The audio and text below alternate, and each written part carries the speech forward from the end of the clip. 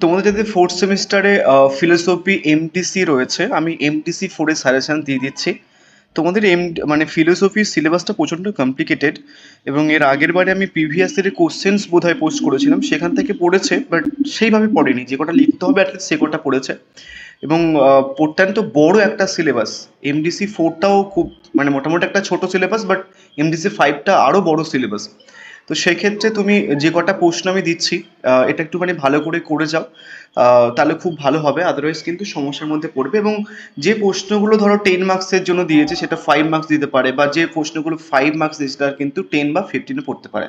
কোন কোন প্রশ্নগুলো করবে দেখো, আমি ইংলিশ ভার্সনও রেখেছি, নিচেই পাবে। প্রথম প্রশ্ন হচ্ছে কি 5 মার্কসের জন্য, শ্রেণী মনোভাব এবং শ্রেণী চেতনার পার্থক্য লেখো বা এর প্রকৃতি বলতে পারে। নেক্সট, ব্যক্তি ও সমাজের মধ্যে সম্পর্ক বিষয়ে ভাববাদ সম্পর্কে আলোচনা করো। মার্ক্সের উদ্বৃত্ত মূল্যের তথ্যটি সংক্ষেপে আলোচনা করো। সর্বহারা একনায়কতন্ত্র আলোচনা করো। নেক্সট, সত্যাগ্রহ কি সংক্ষেপে আলোচনা করো। তো 5 মার্কসের জন্য তোমাদের 5টা বোধহয় দেয়, 5টা কি 4টে দেয়, দুটো করতে হয়, আমি এই 5টা অবধি দিয়েছি। নেক্সট, এবার 10 মার্কসের দেখো, 10 মার্কসে দুটো করতে হয়, 4টে দেয় বোধ হয়, 4টে কি 5টা দেয়। প্রথমে করবে সামাজিক শ্রেণীর বৈশিষ্ট্য আলোচনা করো। সামাজিক শ্রেণী ও বর্গের মধ্যে পার্থক্য কি। ব্যক্তি ও সমাজের সম্পর্ক বিষয়ে ব্যক্তি স্বতন্ত্রবাদ আলোচনা করো। এই একই প্রশ্ন কিন্তু ওই ব্যক্তি ও সমাজ হচ্ছে কি ভাববাদ, আমি 5 মার্কস রেখেছি। ব্যক্তির স্বতন্ত্রবাদ হচ্ছে কি 10 মার্কসের।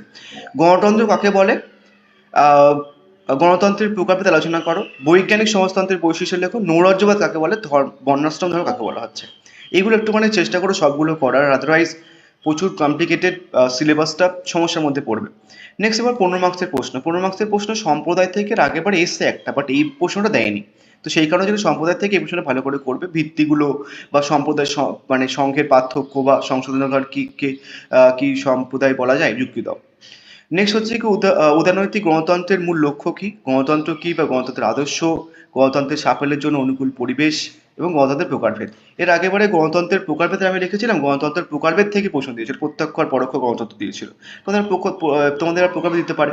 নেক্সট হচ্ছে কোটেশন দিলে প্রশ্ন দেয়, যাবতীয় সমস্ত ইতিহাস এক শ্রেণীদ্বন্দ্বের ইতিহাস, মার্ক্সের এই উক্তিটি সবিস্তারে আলোচনা করো। নেক্সট, পরিবার এর সংজ্ঞা দাও এবং তার স্বরূপ আলোচনা করো, বা পরিবারের প্রধান কাজ বা যৌথ পরিবারের অপরিহার্যের উপাদান বা পরিবারের অপরিহার্য উপাদান বৈশিষ্ট্য আলোচনা করো। নেক্সট, সামাজিক পরিবর্তন কি, সামাজিক পরিবর্তন সম্পর্কে মহাত্মা গান্ধীর অভিমত এবং একনায়কতন্ত্র বা ট্রাস্টিশিপ বলতে কি বোঝো। এই অবধি করলে হবে। যারা ইংলিশ ভার্সন আছে এগুলো দেখে নাও, ইংলিশ ভার্সনে কাইন্ড অফ হচ্ছে কি এগুলো করতে হবে, মানে একই প্রশ্ন, আমি জাস্ট ইংলিশ ভার্সন ট্রান্সলেট করে দিয়েছি। So thank you.